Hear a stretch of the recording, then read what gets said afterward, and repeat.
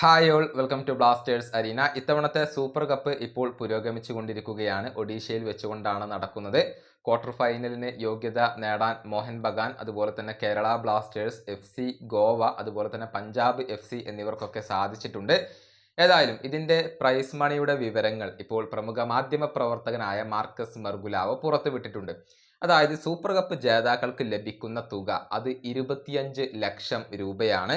ഇനി ഫൈനലിൽ പരാജയപ്പെടുന്നവർക്ക് അഥവാ റണ്ണേഴ്സ് അപ്പിന് ലഭിക്കുന്ന തുക 15 ലക്ഷം രൂപയാണ്. പ്ലെയർ ഓഫ് ദി മാച്ചിന് ലഭിക്കുന്ന തുക 25,000 ഇങ്ങനെയാണ് സൂപ്പർ കപ്പിന്റെ ഒരു പ്രൈസ് മണി വരുന്നത്. ജേതാക്കൾക്ക് ACLനുള്ള ഒരു സ്പോട്ട് കൂടി ലഭിക്കും എന്നുള്ളതാണ്. എന്നാൽ ഇതിൽ പരിഹാസവുമായി കൊണ്ട് ഒരുപാട് ആരാധകർ ഇപ്പോൾ രംഗത്ത് വന്നിട്ടുണ്ട്. വളരെ ചെറിയ ഒരു പ്രൈസ് മണിയാണ് ഈ ക്ലബ്ബുകൾക്ക് സൂപ്പർ കപ്പിലൂടെ ലഭിക്കുന്നത് എന്നാണ് പലരും ഇപ്പോൾ ആരോപിച്ചിട്ടുള്ളത്.